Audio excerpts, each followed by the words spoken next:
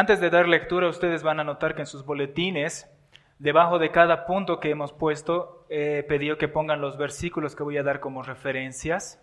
Hay muchos que voy a leer, hay otros que posiblemente no por el tiempo, pero sé que hay muchas veces que algunos no se logran escuchar claramente, entonces para que evitar el problema de que estén en esa confusión, he pedido que los pongan ahí, para que ya sea ahora o después ustedes puedan consultarlos. Son los que voy a dar en el transcurso de este sermón.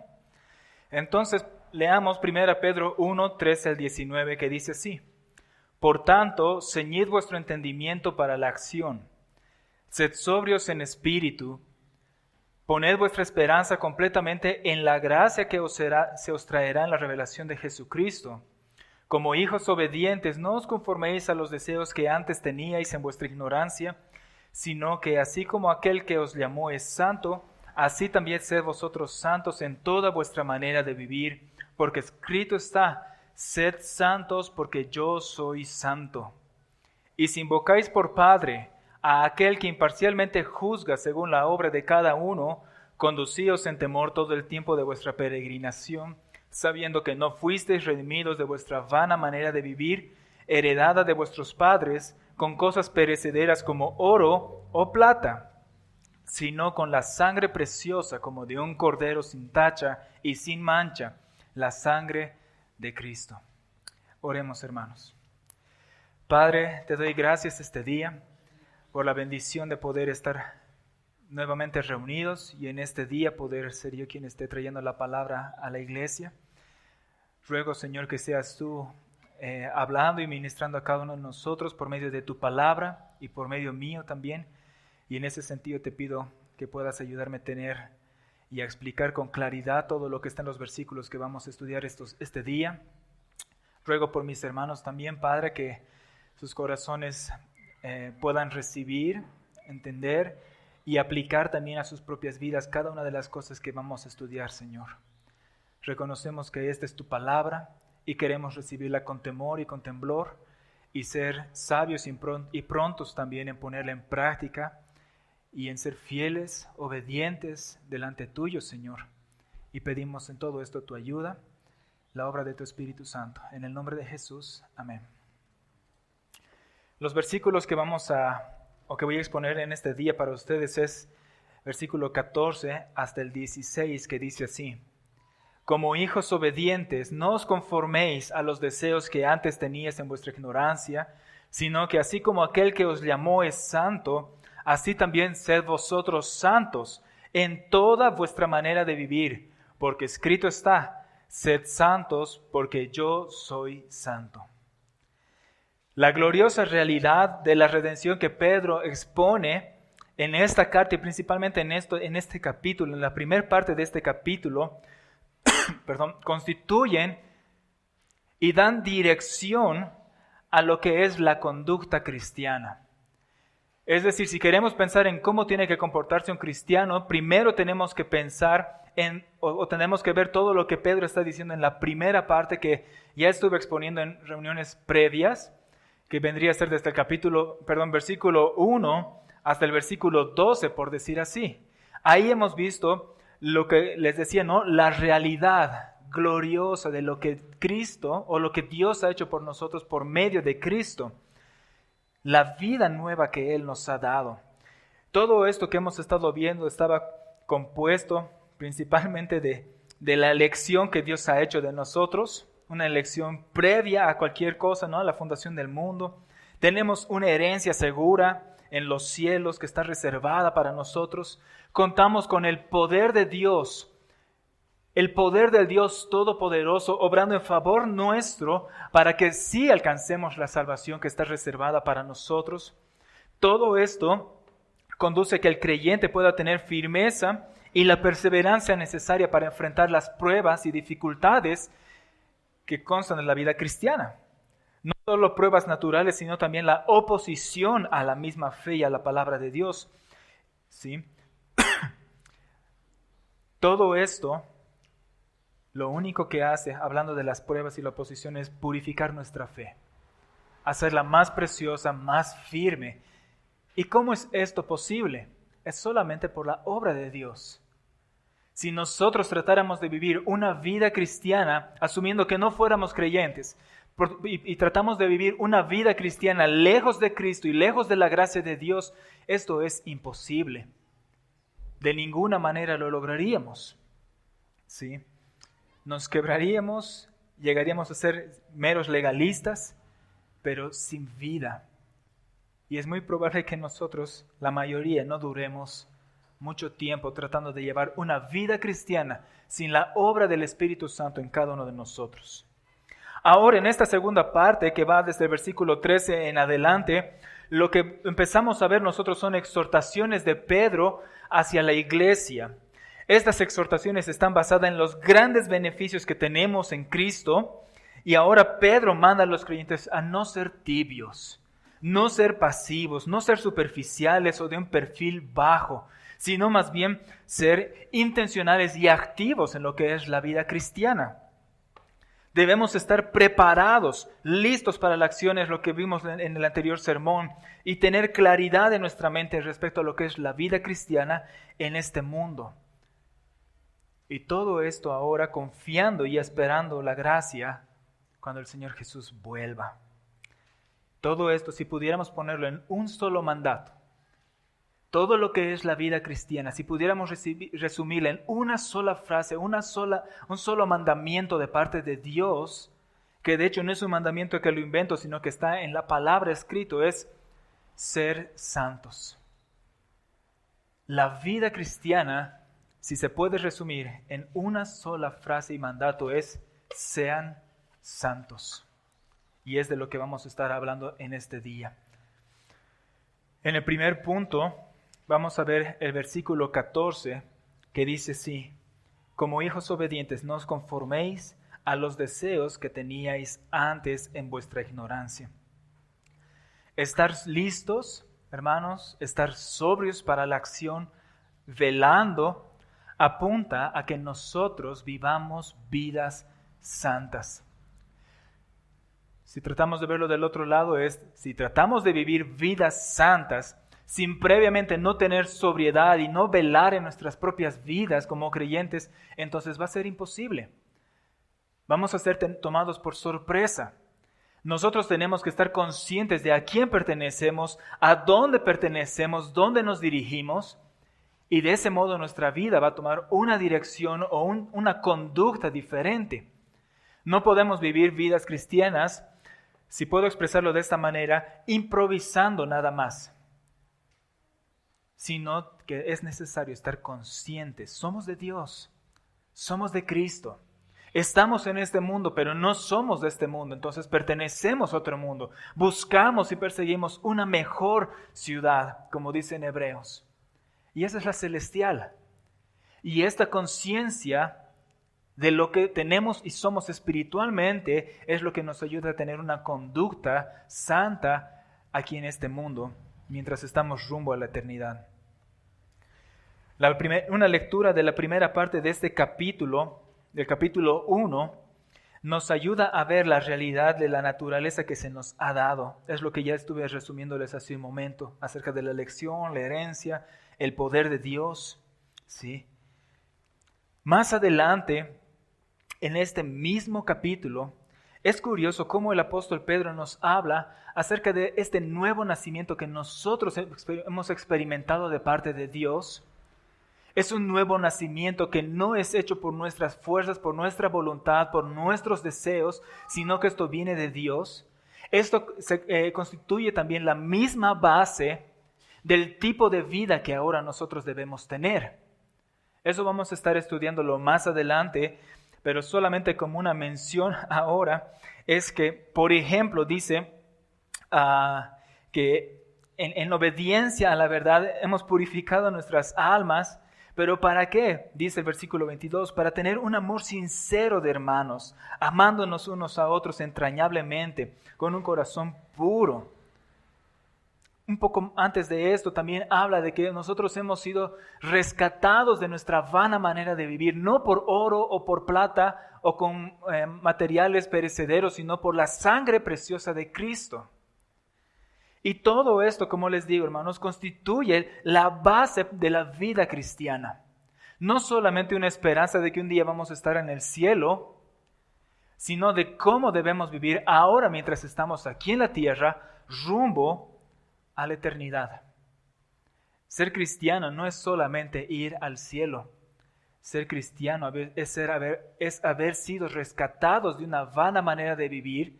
Dios nos rescata, pero no para que ahora hagamos lo que nos place, sino para que vivamos para Él. Y ese rescate significa que Él también nos hace aptos para vivir para Él como a Él le agrada. Y yo veo de una forma providencial que además de estar viendo esto, estemos también viendo ahora justamente lo que es la ley, esta serie de estudios sobre la ley de Dios, que creo que de una forma, de nuevo, providencial, están juntas, porque ahora estamos hablando de la santidad, de vivir vidas santas delante de Dios, y algo que vamos a aprender en este día es que ser santo no es solamente hacer cosas o dejar de hacer cosas. Ser santo no es solamente cumplir, por decir, los 10 mandamientos, si pudiéramos, y listo, somos santos. La santidad va mucho más allá que meras obras, y es lo que vamos a estar viendo este día. ¿Qué significa? Antes de ver el significado en sí de santidad. Como les estaba diciendo, la santidad es mucho más que no robar, que no cometer adulterio o fornicación, es mucho más que no mentir. Santidad es mucho más que ir los domingos a la iglesia o que dar ofrendas o que leer la Biblia. Santidad es una nueva naturaleza que una persona recibe de parte de Dios. Si pensamos en santidad solamente como obras, nuestro corazón va a tener a inclinarse, como lo hacía el corazón de los fariseos, en solamente obras y ser legalistas. Y es necesario de nuevo que entendamos que santidad tiende y depende de la naturaleza nueva que nosotros tenemos. Quiero leer una cita que voy a hacer de Pedro, del apóstol Pedro. Es un proverbio que él está dando en su segunda carta. Dice, por ejemplo, hablando de los falsos maestros en su tiempo, dice, les ha sucedido a ellos según el proverbio verdadero. El perro vuelve a su propio vómito y la puerca lavada vuelve a revolcarse en el cieno. Y por si no lo entendemos mucho, hay otro refrán conocido que dice, aunque la mona se vista de seda, mona se queda. ¿Qué quiero decir con esto? Lo que dije en el principio, si nosotros tratamos o pensamos que solamente por hacer obras, entonces ahora ya somos santos, nos estamos engañando a nosotros mismos. Si alguien afuera en el mundo piensa que por solamente hacer obras humanitarias está haciendo algo bueno con Dios o está teniendo una vida santa, se está engañando a sí mismo. Y tarde o temprano, cualquier persona que no haya sido regenerada o no haya nacido de nuevo, va a volver a lo mismo y al peor estado que estaba antes. Por eso Pedro dice, la puerca lavada vuelve a revolcarse en el cieno. El impío o la persona no regenerada va a volver nuevamente a ensuciarse, a corromperse, porque es su naturaleza. Pero ¿qué pasa con el creyente? El creyente no es solamente una persona mejorada. El creyente no es una persona que ha sido solamente corregida por Dios. Es una persona, dice la palabra, que ha recibido una nueva naturaleza de parte de Dios. Y eso es algo importante que nosotros debemos entender, porque entonces si tenemos una nueva naturaleza de parte de Dios, no significa que tratemos de hacer buenas obras, o tratemos de obedecer a Dios, o tratemos de llevar una vida conforme a la palabra de Dios. Porque yo como hombre no trato de ser hombre. Y las mujeres no tratan de ser mujeres. Y los niños no tratan de ser niños. Los animales no tratan de ser animales. Alguien que es nacido de Dios no trata de ser nacido de Dios o tener la naturaleza de Dios. Y eso es algo muy importante que debemos tener en claro. Me gusta mucho Bueno, estaba leyendo y estudiando, y aquí Pedro dice en el versículo 14 que como hijos obedientes, pero a medida que cuando estaba estudiando les decía, veía que originalmente una traducción literal tendría que decir no como hijos obedientes, sino como hijos de obediencia. Y es lo que ustedes tienen ahí en sus boletines, ¿no es cierto? Hijos de obediencia. Y he querido reforzar en eso. ¿Por qué? Porque nos da el sentido real de lo que está apuntando Pedro. No que tratemos de ser obedientes, sino que notemos cuál es ahora nuestra obediencia. Un comentario dice así, hablando de hijos de obediencia, dice, son hijos para quienes la obediencia es su característica y regla por naturaleza. Como un hijo es de la misma naturaleza que su madre y su padre.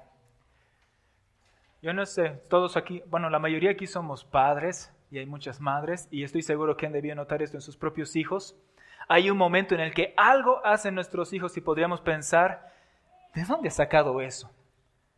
¿O quién le ha enseñado estas cosas? Y no es hasta que viene la abuela tal vez, o el cónyuge, y nos dice, pero se parece a ti. Es igualito a su padre, o es igualita a su madre, ¿no?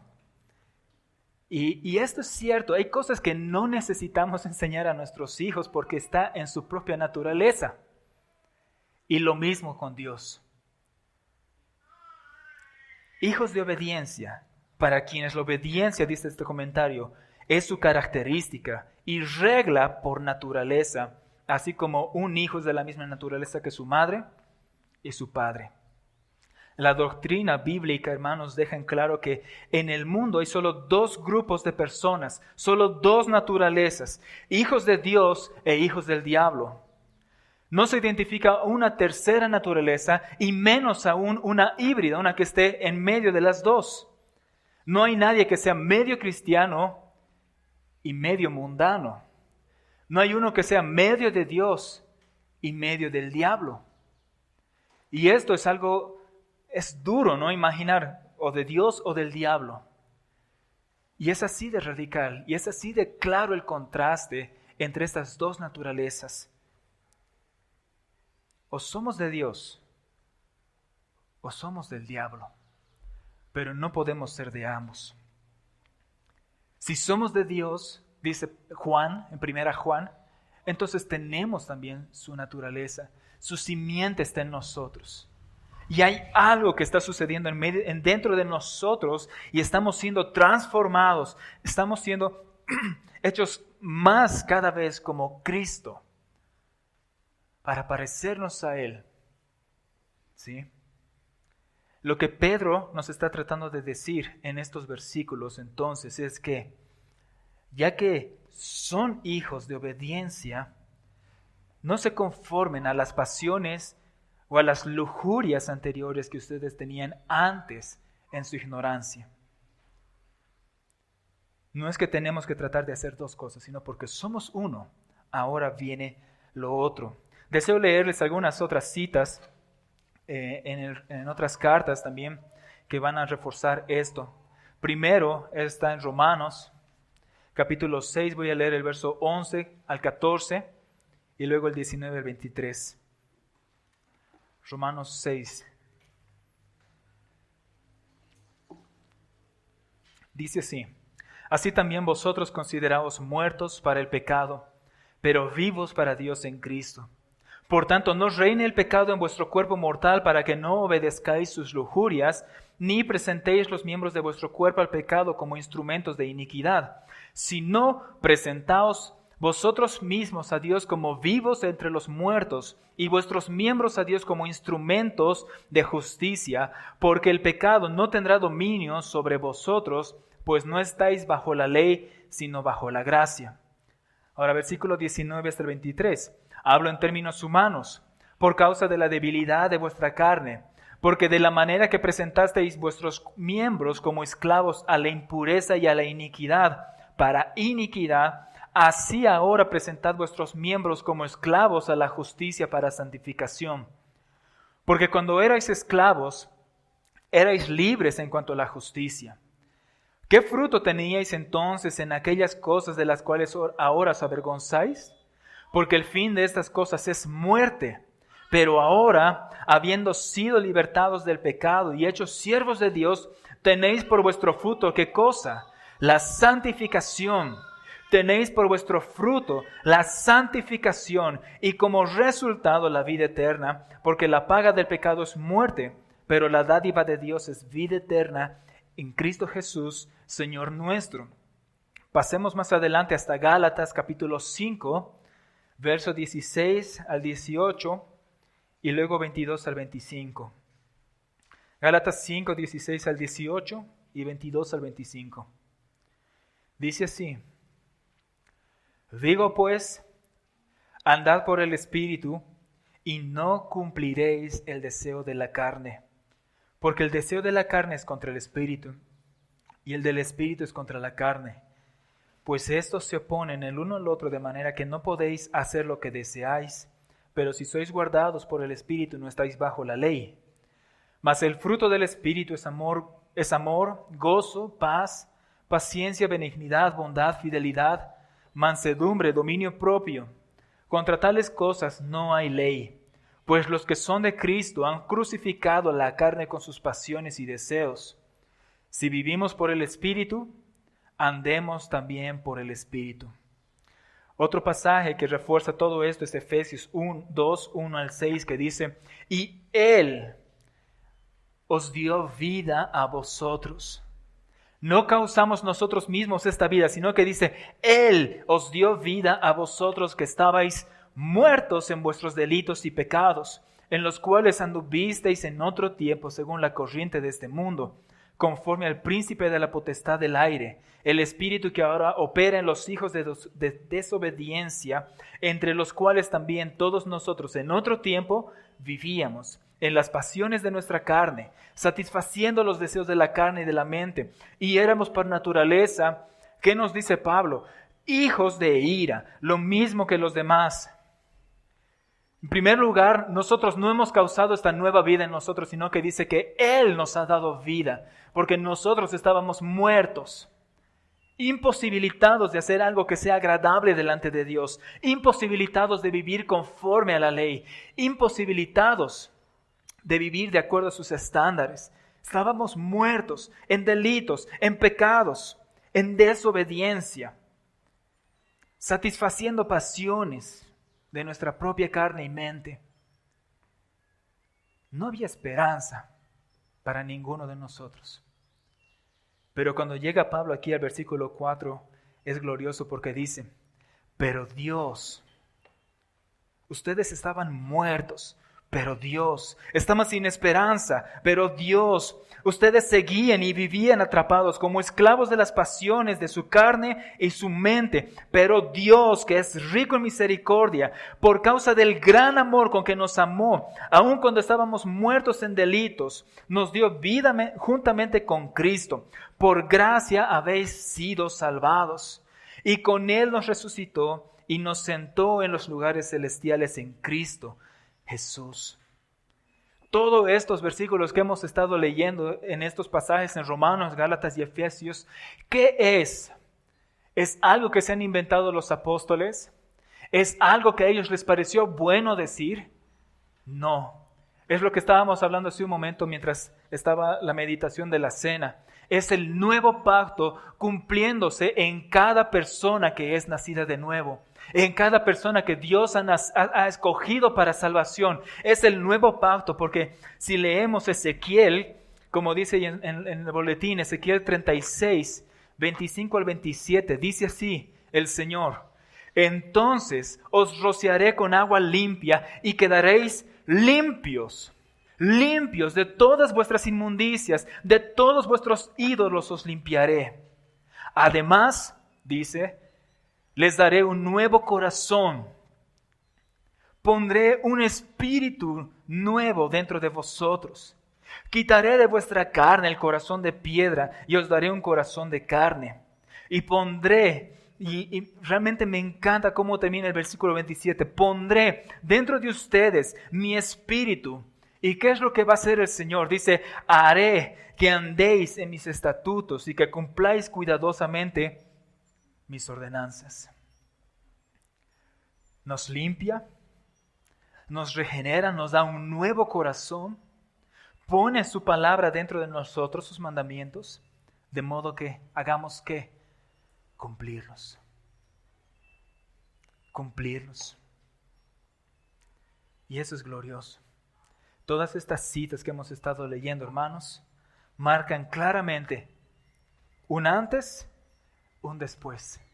Tinieblas, luz. Muerte, vida. Pecado, santidad. Todo esto no es algo hecho por nosotros, y eso tiene que estar claro, sino que es algo que viene de parte de Dios a través de su Espíritu.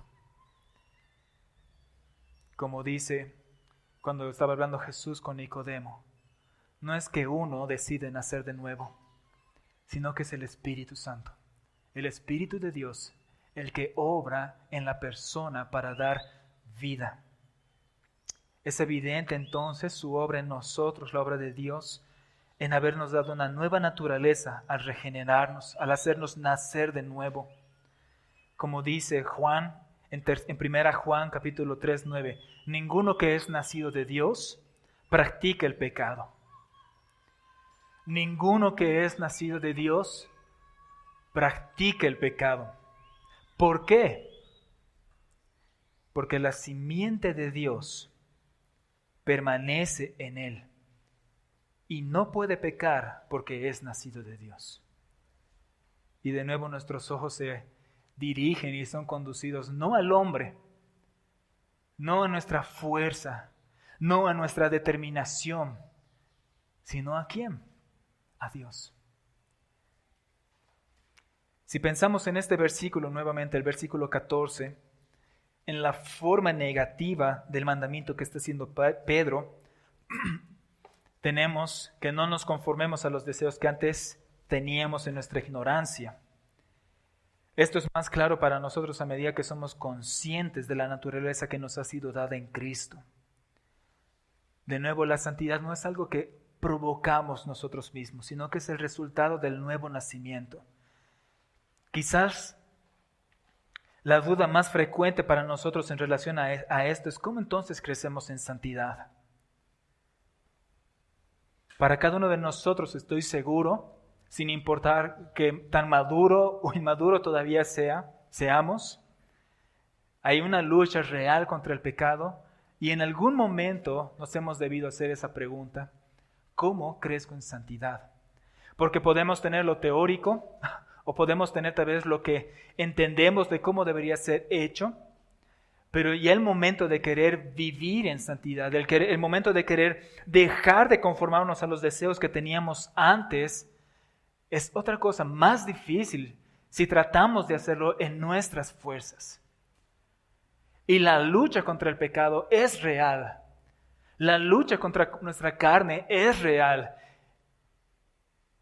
Y estoy seguro que por lo menos la mayoría debió tener el mismo deseo mío de que llegue un momento de tal vez como estaba orando Pablo, no sé si era el sentido de lo que decía Pablo, pero él dice, ¿no?, que rogó 3 veces al Señor que quitara ese aguijón, y a veces nos agarramos de eso y quisiéramos también pedirle al Señor, quita esto de una vez, porque es una lucha dura, y es una lucha imposible si es en nuestra carne. Es una lucha dura si la hacemos en nuestras fuerzas. Entonces, ¿cómo crecemos en santidad? ¿Cómo podemos vivir la vida cristiana de modo que obtengamos esta victoria? Y algo que me encanta en lo que hemos leído en los versículos ahí en Gálatas, cuando estaba hablando en Gálatas 5 acerca de vivir por el Espíritu, dice el versículo 16, digo pues, anden por el Espíritu y no cumplirán el deseo de la carne. Y enfatizo especialmente en esta versión o en esta traducción, porque la Reina Valera, si alguno de ustedes tienen, dice, anden por el Espíritu y no satisfagáis los deseos de la carne. Y nos lo pone como si fueran 2 mandamientos o 2 cosas, ¿no? Uno, anda por el Espíritu, otro, no satisfacer los deseos de la carne. Pero en esta versión que es la Biblia de las Américas dice, anden por el Espíritu y no cumplirán. Anden por el Espíritu. y no cumplirán el deseo de la carne. Y creo que esto es algo importante para que nosotros fijemos nuestra mirada y nuestra vida también esté puesta en esto como si fuera un cimiento para la santidad. ¿Cómo crecemos en santidad? ¿Cómo vivimos conforme a la voluntad de Dios? Andando por el Espíritu. Suena fácil. Andar por el Espíritu. Voy a leer, voy a hacer referencia de nuevo a algo que yo estuve hablando en otras reuniones pasadas. Y es algo que yo leí en un libro de John Owen que se llama, he olvidado el nombre, se me acaba de ir. Pueden buscarlo después en las notas al final en el PDF, ¿no? Pero habla de la mortificación del pecado, tiene otro nombre el libro. Pero John Owen, de una forma muy especial, está tratando en todo este libro cómo es la lucha cristiana contra el pecado y cómo el creyente vive por el Espíritu, y está justamente basado, en otros pasajes, pero toca de Gálatas. Y el hecho o el punto de que el cristiano tenga que luchar contra el pecado, como dije, no se basa en las fuerzas propias de uno, sino en la dependencia que nosotros tenemos del Señor. Nosotros en nosotros mismos no podemos luchar o no somos más fuertes que el pecado. Entonces, ¿qué es lo que tiene que hacer eso en nosotros? Reconocer nuestra necesidad, reconocer nuestra inutilidad tal vez en nosotros mismos contra las pasiones y contra la carne. Entonces, ¿qué hace esta debilidad en nosotros? No hace que nos deprimamos o que digamos, nunca voy a poder contra esto y me entregaré por tanto enteramente al pecado. No es lo que hace, sino que esta debilidad nos conduce al único que puede ayudarnos, y es a Cristo.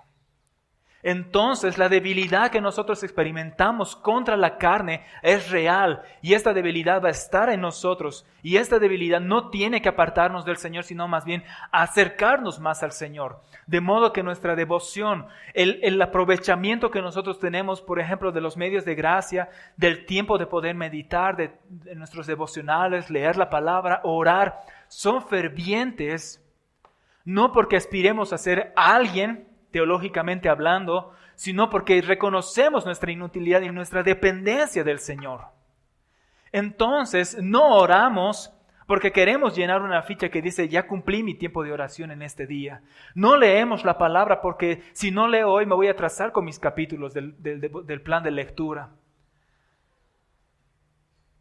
No paso tiempo de comunión con hermanos o no rindo cuentas tal vez a otros hermanos solo por hacerlo.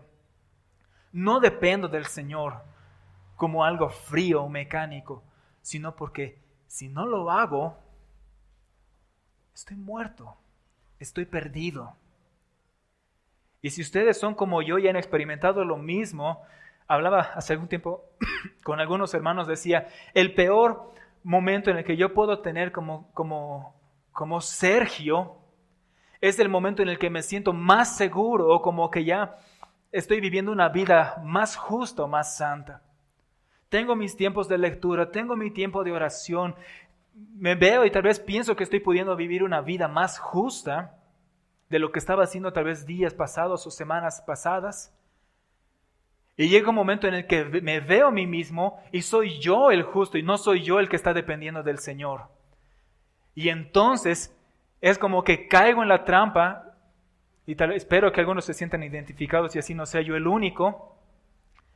Y entonces dejo de depender del Señor. En el momento en el que pensamos que somos suficientemente justos o que ya estamos suficientemente bien, entonces dejamos de depender del Señor. Y pensamos que tal vez ya este día puedo dormirme. Ya no necesito levantarme tal vez para orar. Todavía me queda carga o batería del día pasado. Todavía me queda un poco de lo que he leído ayer o el otro día. Y pensamos que este día que viene no necesitamos tanto del Señor porque ya somos más grandes o más maduros. Y el otro día, hace unas semanas atrás cuando yo estaba viendo a Zoe, me ponía a pensar y decía que es cierto que nosotros como padres, a medida que nuestros hijos crecen, esperamos que crezcan también en madurez y en independencia de nosotros, aprendan a hacer cosas solos. No queremos que tengan 10, 15, 20 años y que todavía tengamos que cambiarlos, o acompañarnos al baño, o no sé, hacer otras cosas que ellos ya tendrían que poder hacer. Y yo sé que cada etapa tiene sus diferentes crecimientos, pero la vida cristiana no es así.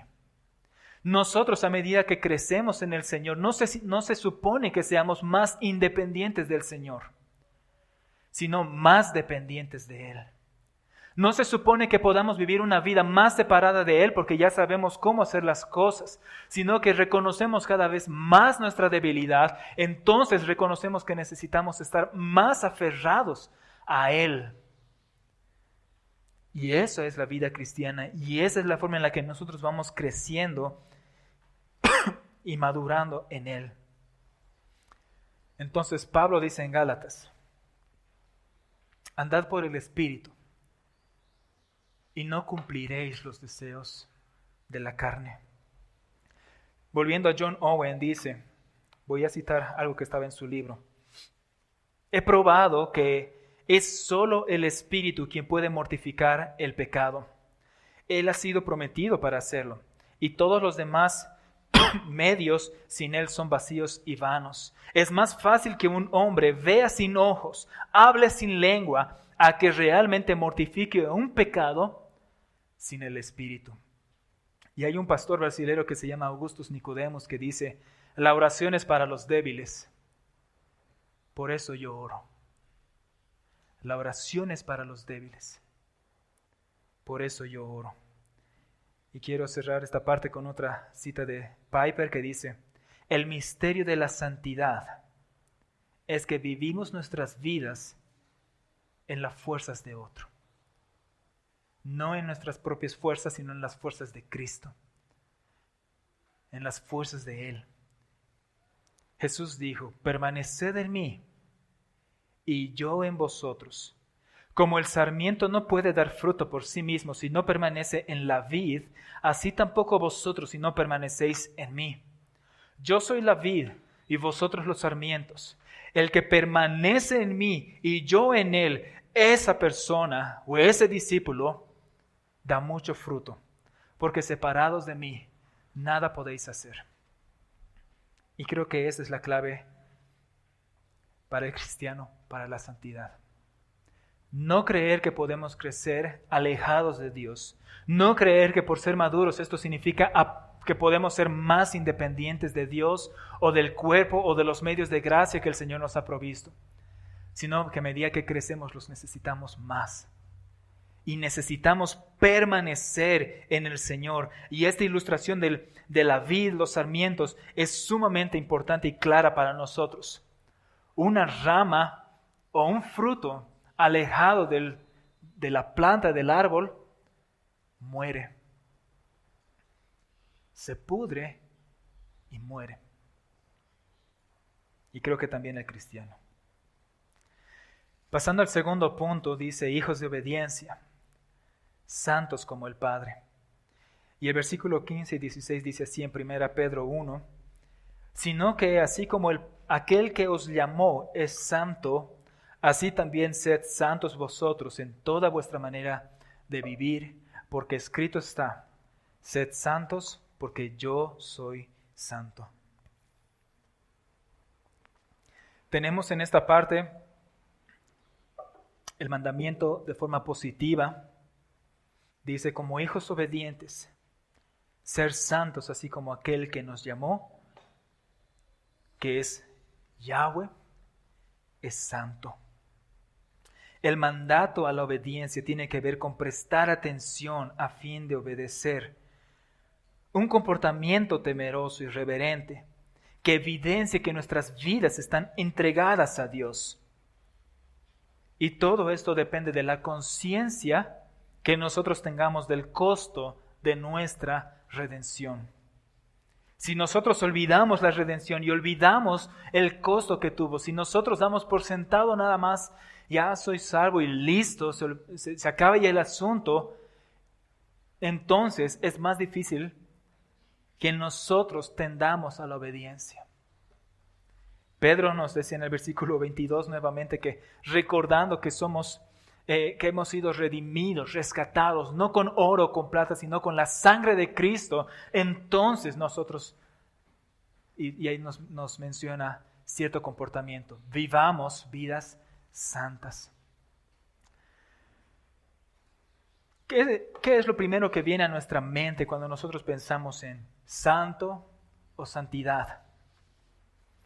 Creo que el pensamiento general, y hablo en general sin haber tenido tal vez un tiempo de buscar en el diccionario o haber estudiado, el pensamiento general cuando pensamos en santo o santidad es de algo que es sin pecado o puro nada más.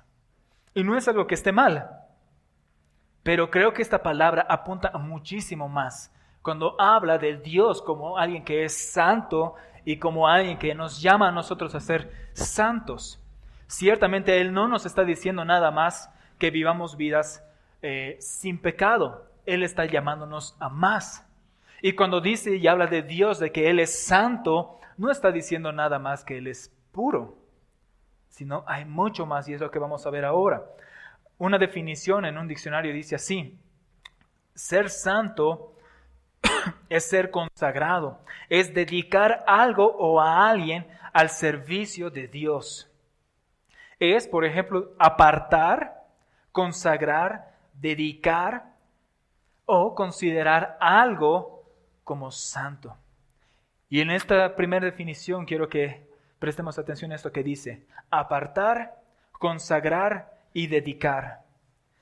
Una segunda definición dice así: ser santo es, se dice esto de una persona que tiene cualidades morales superiores a las demás e implica un comportamiento único y puro.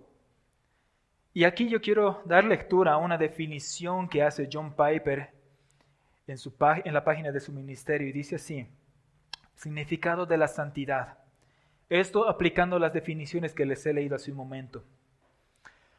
Santidad tiene la idea raíz en el Antiguo Testamento de ser separado de aquello que es defectuoso, maligno y que es separado de Dios o ajeno.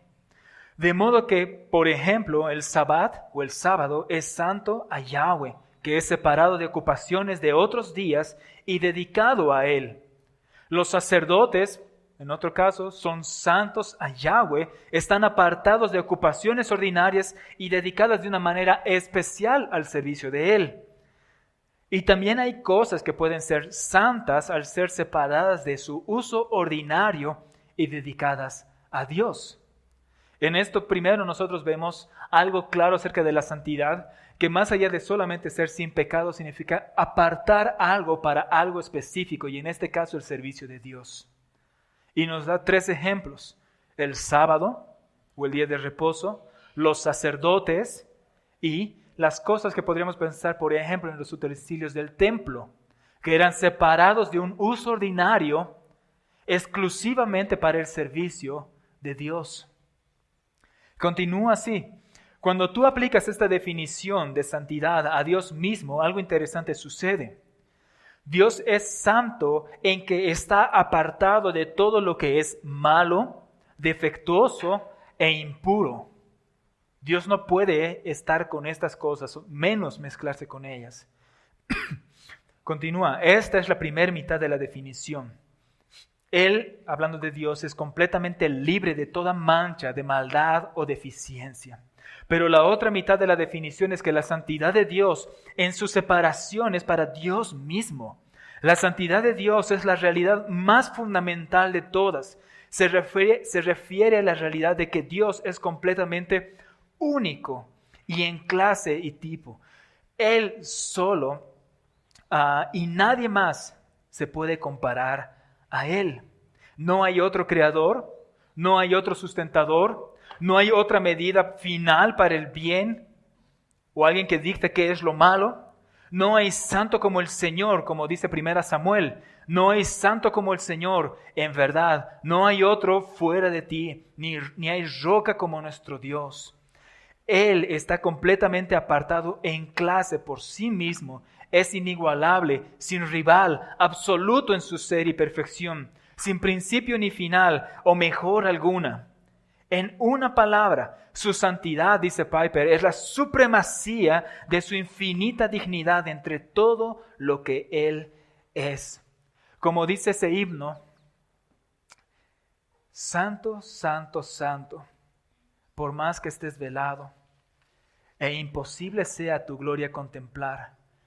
Santo tú eres solo, y nada hay a tu lado, en poder perfecto, en pureza y caridad. Las primeras veces que yo escuchaba este himno, decía, bueno, no entendía por qué decía esta parte, ¿no? Santo tú eres solo y nada hay a tu lado. No lograba entender por qué decía esto y fue hasta que entendí el sentido de la santidad de Dios, de entender, no es que esté solo, sino que no hay quien se compare a Él, no hay quien se pueda parar al lado de Dios y ser semejante a Él, igual a Él. No hay nadie a quien Dios tenga que reverenciar. Yo estaba notando cuando hay estos saludos protocolares, ¿no es cierto?, entre presidentes o personas en altos cargos, hay un saludo especial que se tiene que dar. Pero ¿a quién Dios tendría que saludar de esa forma? ¿A quién Dios tendría que reverenciar? ¿A quién Dios tendría que rendir honor? Sino a Él mismo, al que es 3 veces santo, alto y sublime. Majestuoso es su nombre. No hay otro como Él. Santo tú eres solo y nada hay a tu lado. Ese es el Dios que nos ha salvado y ese es el Dios que nos ha rescatado, que con la sangre de su propio Hijo nos ha hecho de nosotros su pueblo. Pero no un pueblo para que viva conforme a sus propios deseos, sino un pueblo santo. Y aquí en estos versículos, en esto que les he leído, Pedro está dando la razón de ser del cristiano.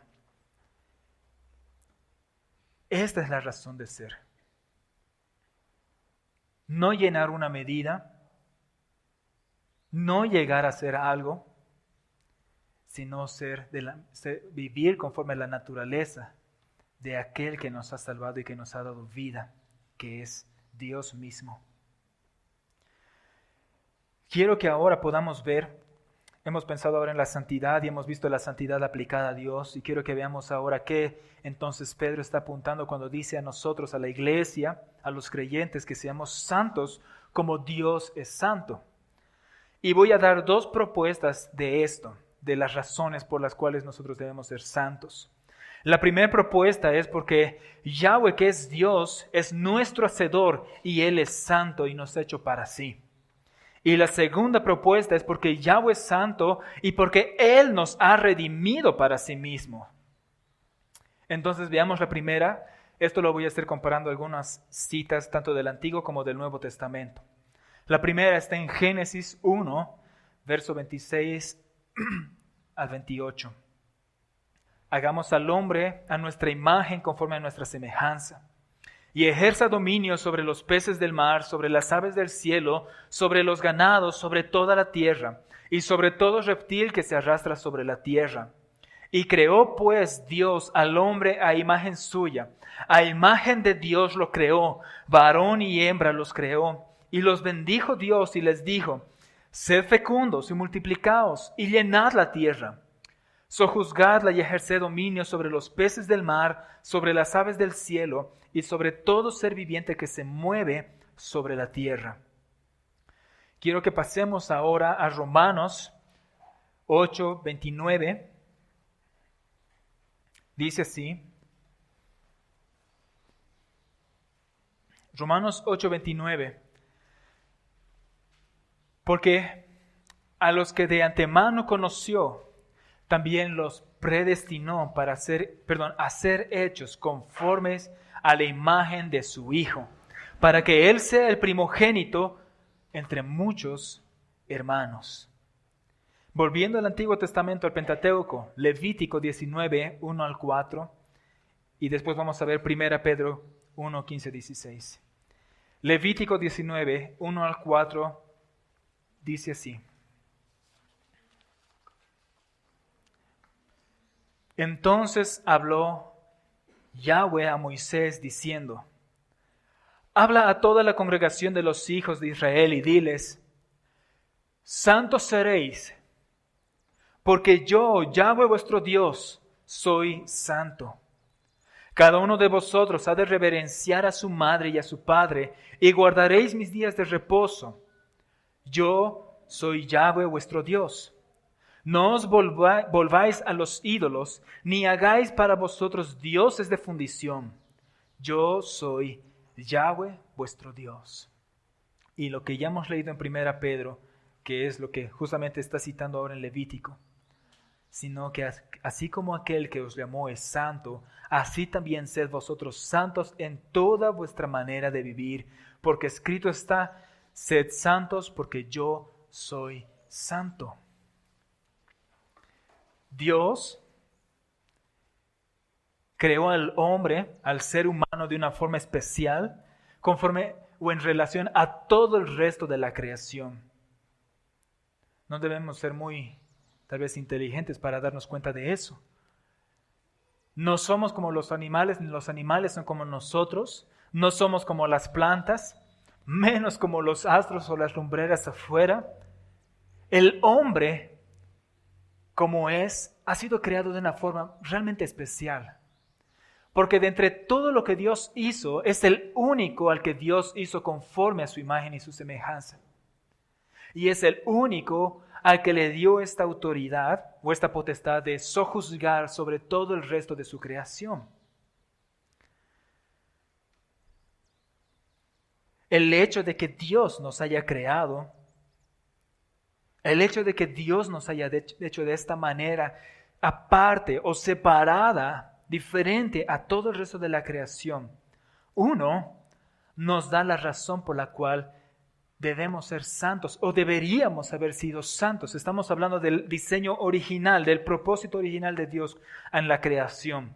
Esta es la razón por la que deberíamos haber sido santos, que Él nos creó y nos hizo diferentes a todo el resto de la creación. En otro sentido, pensando en lo que dice Romanos y lo que dice Pedro también, la aplicación de esto es de que Dios nos ha hecho para sí mismo, siendo Él nuestro dueño, siendo Él nuestro hacedor. Nosotros, por ende, le debemos como criaturas suyas toda reverencia, todo honor y obediencia. Como dice en el Salmo 100, verso 3, sabed que Yahweh es Dios, Él nos hizo y no nosotros a nosotros mismos.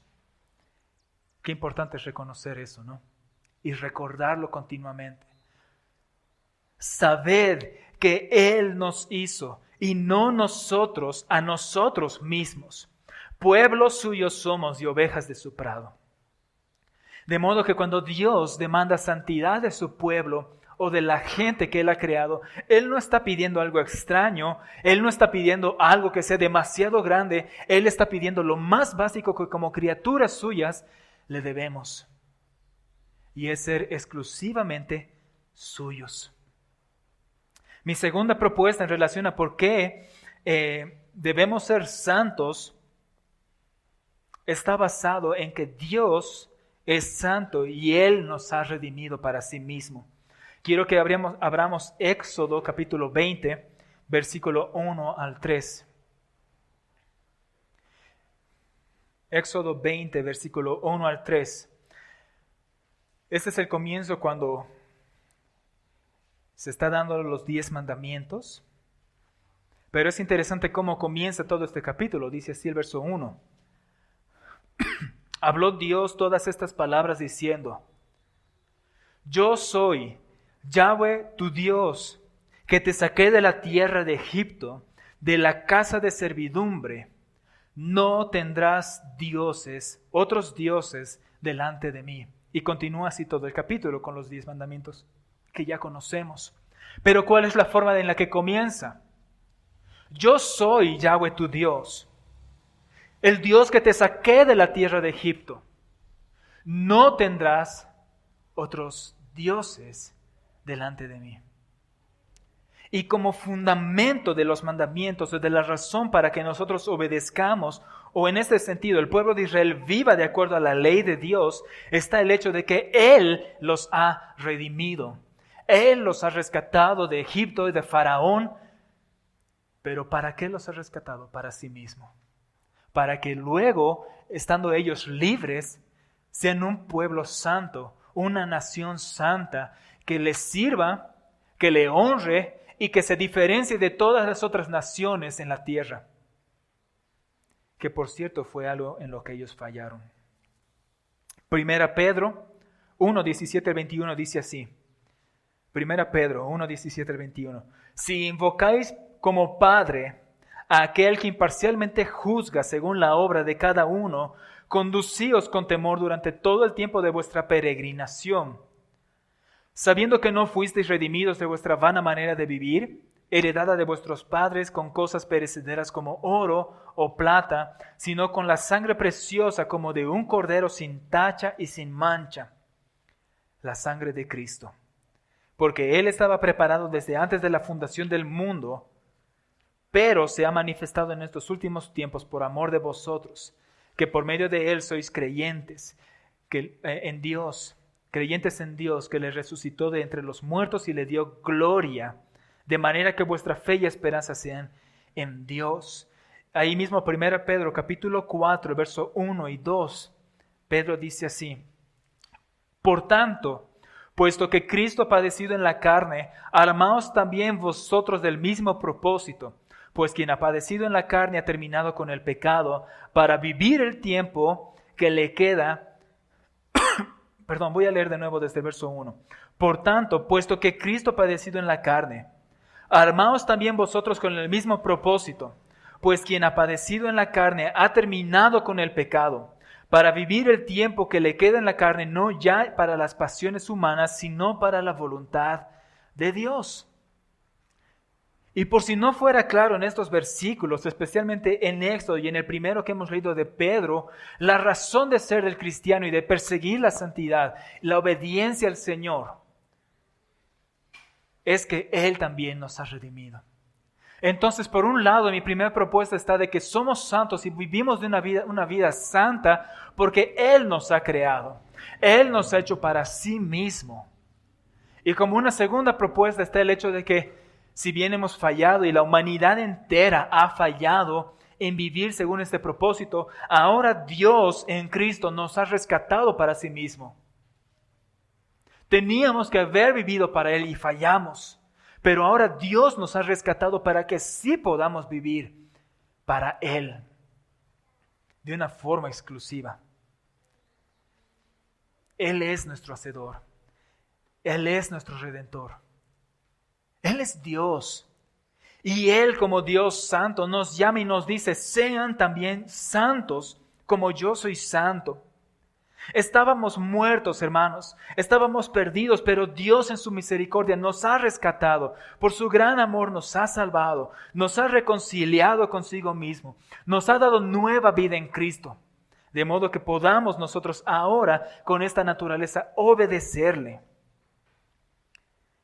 Y creo que todo esto es lo que Pedro está queriendo decirnos y a lo que está apuntando. Vivir vidas santas. Como dije en el principio, en la introducción, vivir vidas santas es más que solo leer la Biblia. Vivir vidas santas es más que venir a la iglesia y participar en las reuniones y llamarnos cristianos. Vivir vidas santas significa que nuestra vida entera, como decía en la definición, está apartada, está puesta aparte para Dios. Y ese es el propósito de la iglesia. Vidas apartadas para Dios. De modo que no solo aquí en esta reunión, sino que en casa, en el trabajo, en la calle, con conocidos o con desconocidos, a solas o acompañados, en donde sea que estemos, nuestra vida le pertenece a Dios y nuestra vida le debe a Dios el honor y la gloria debida a su nombre y a su santidad. La base de la santidad de Dios nos dice que entonces no podemos hacer una división entre lo secular y lo santo. No vivimos vidas santas en este lugar, vivimos santas en donde sea que nosotros estemos.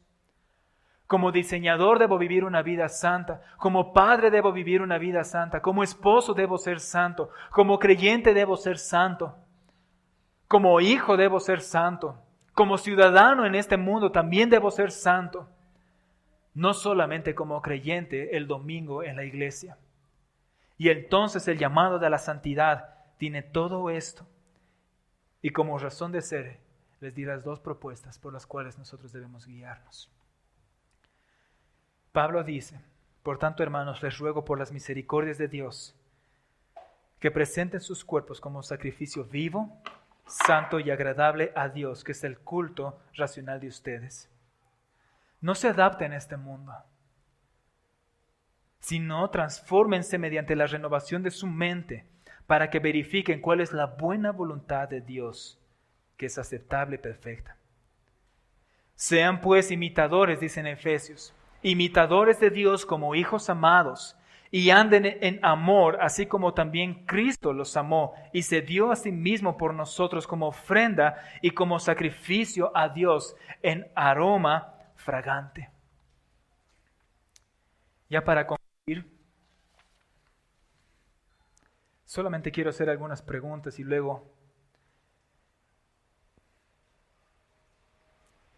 he tratado de que no sea como una costumbre, pero me resulta un poco difícil mientras voy preparando los mensajes no recordar himnos. Entonces voy a leerles también un himno, ¿sí? Es un himno que hace muchos años yo había escuchado en una prédica solamente una frase, una partecita del himno. Y en algún momento podría decir algo crítico de mi vida, en lo que estaba tal vez luchando y tratando de entender cómo vivir una vida santa. Comencé a buscar entre recursos, leer y todo, este mismo himno. Y lo encontré en su forma completa y es lo que quiero leérselos.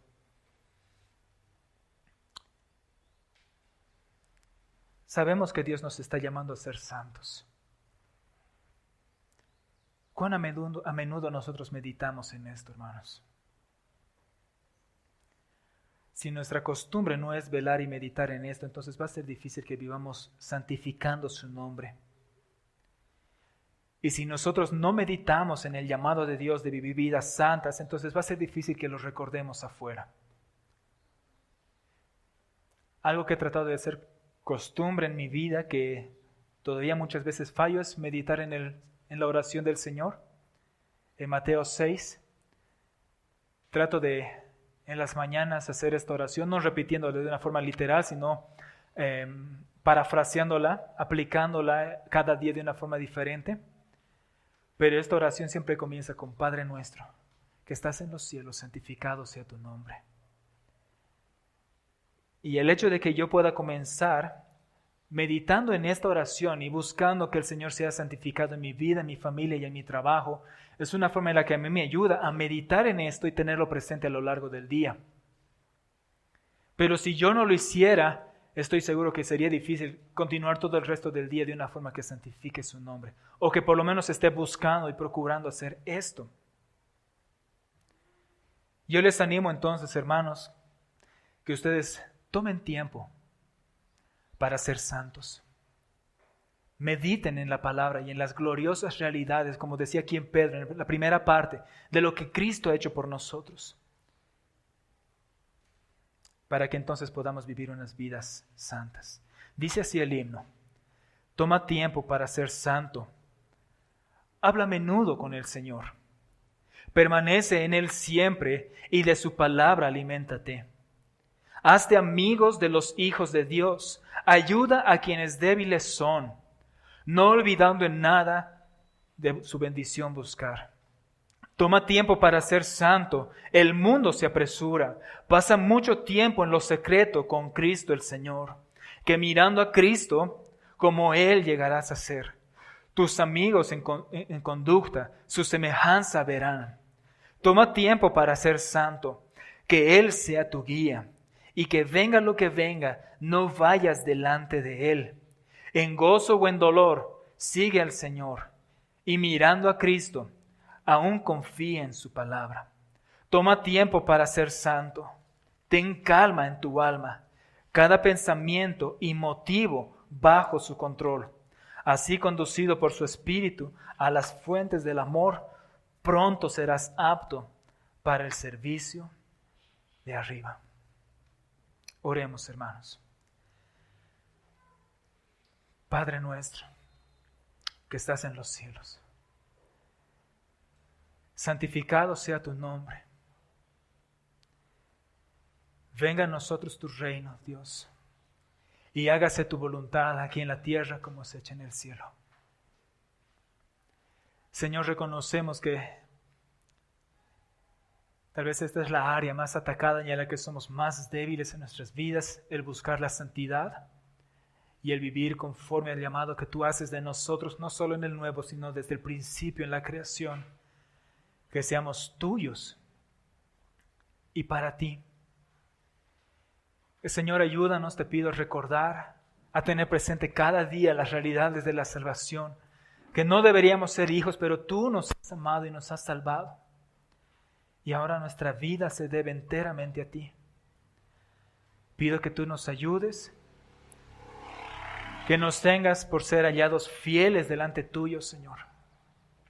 Y todo esto te lo pedimos en el nombre de Jesús. Amén.